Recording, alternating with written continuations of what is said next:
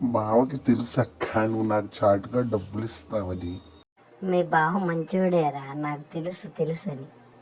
నాకు చెప్పకుండా వాడికి కుర్రోడు కదా ఖర్చులు ఉంటాయని చెప్పాడు రా బావ. నాకు బావ ఇచ్చినా నేను కూడా ఇస్తున్నా.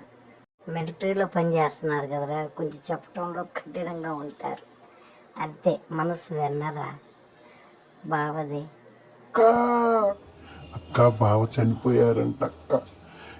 అక్క బావ చనిపోయాడు అక్క. నీకు తోడు నేనున్నానక్క, బాధపడబాకక్క, ఏం చేయలేవక్క. యూట్యూబ్ స్టార్ట్ చేద్దాం రా తమ్ముడు.